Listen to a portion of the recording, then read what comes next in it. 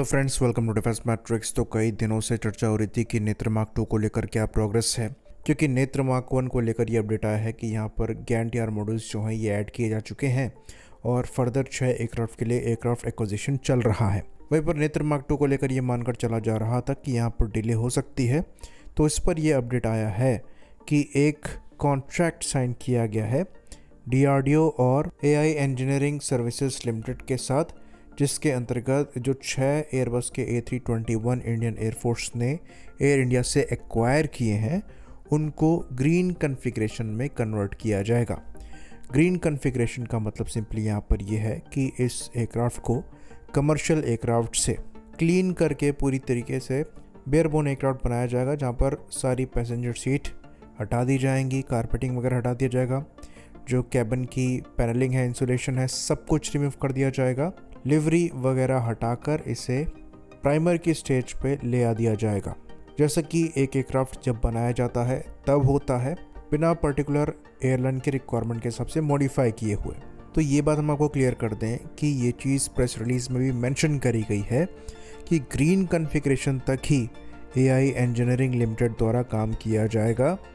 उसके बाद जो इसका मॉडिफिकेशन है, जो कि स्ट्रक्चर के साथ करना है, ये काम OEM यानी कि एयरबस द्वारा ही किया जाएगा, क्योंकि OEM के पास ये डिज़ाइन डॉक्यूमेंट्स होते हैं और उन्हीं के पास कैपेबिलिटी होती है इन प्लेटफॉर्म्स को जिन पॉइंट में स्ट्रेंथन करना है वहाँ किया जाए, इसकी एरोडायनामिक परफॉर्मेंस को सबसे ज़्यादा एफिशिएंट रखते हुए, ताकि इस पर रडार एंटीना माउंट हो सके।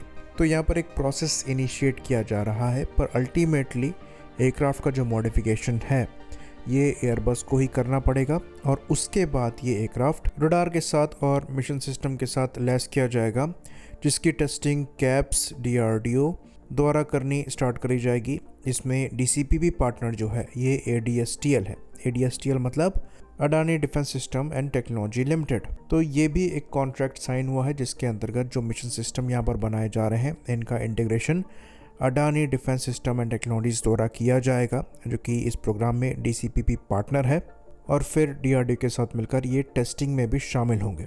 उसके बाद इसको एयरवर्दीनेस सर्टिफिकेशन जो है ये centre for military airworthiness and certification यानी कि कैब्स द्वारा और directorate general of aeronautical quality assurance यानी कि DGAQA द्वारा दिया जाएगा। तो ये बात हम आपको बता दें कि जो भी यहाँ पर LRUs लगने हैं, मिशन सिस्टम लगने हैं, ये सब बनाकर तैयार कर लिए गए हैं।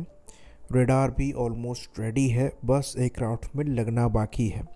तो यहाँ पर इंडिया की साइड से काम चालू कर दिया गया है, लेकिन अभी भी बॉल जो है ये एयरबस के कोर्ट पर है और AI ESL के एयरक्राफ्ट को ग्रीन कॉन्फ़िगरेशन में लाने के बाद एयरबस डिफेंस का काम चालू होगा।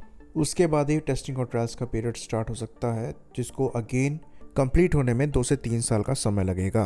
तो यहाँ पर अगर आप सिग्निफिकेंट प्रोग्रेस एक्सपेक्ट कर रहे हैं तो उसमें अभी 2 से 3 साल लग सकते हैं, और सर्विस इंडक्शन यहाँ पर अब 2030 के बाद का ही मानकर चलिए। अच्छी चीज़ ये है कि यहाँ पर प्रोग्रेस हुई है, वरना ये मानकर चला जा रहा था कि 1-2 साल बाद ही यहाँ पर कुछ देखने को मिल सकता है। बाकी ये बात भी हम आपको बता दें कि नेत्र मार्क 2 एक बड़ा अपग्रेड है नेत्र मार्क 1 और मार्क 1A पर, जहाँ पर जो रडार का स्कैनिंग एरिया है वो बड़ा है। अब ये 240 डिग्री से 300 डिग्रीज हो चुका है। रडार की रेंज बड़ी है क्योंकि एंटीना साइज़ यहाँ पर आपको बड़ा मिलेगा, साथ में एयरक्राफ्ट के साथ एंड्योरेंस भी ज़्यादा मिलेगा।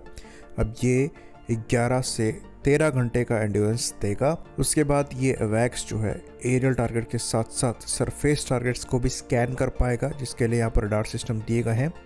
एलेंट की कैपेबिलिटी भी होगी, सेकेंड की कैपेबिलिटी भी होगी, ECM कैपेबिलिटी भी यहाँ पर आपको मिलेगी, और ये किसी भी मॉडर्न अवैक्स से कंपैरेबल है।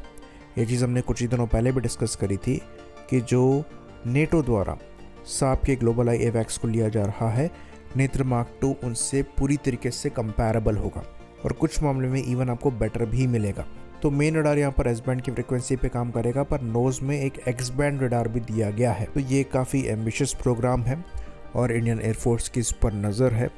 6 एयरक्राफ्ट शुरुआत में ऑर्डर किए गए हैं। हो सकता है यहाँ पर इसकी परफॉर्मेंस को देखते हुए नंबर फर्दर बढ़ाया जाए, क्योंकि 6 और इवैक्स की मिनिमम रिक्वायरमेंट एग्जिस्ट करती है। तो जैसे नेत्र मार्क 1 के बाद मार्क 1 की ऑर्डर संख्या बढ़ाई गई है, वैसे एक्सपेक्ट किया जा रहा है कि इनकी ऑर्डर संख्या भी बढ़ सकती है। तो इनका उसके लिए जल्द से जल्द सर्विस में आना ज़रूरी है। आई होप इन्फॉर्मेशन यहाँ पर क्लियर रही हो। इसी बात पर इस वीडियो को हम ख़त्म करेंगे। लाइक करिए, सब्सक्राइब करिए। जय हिंद।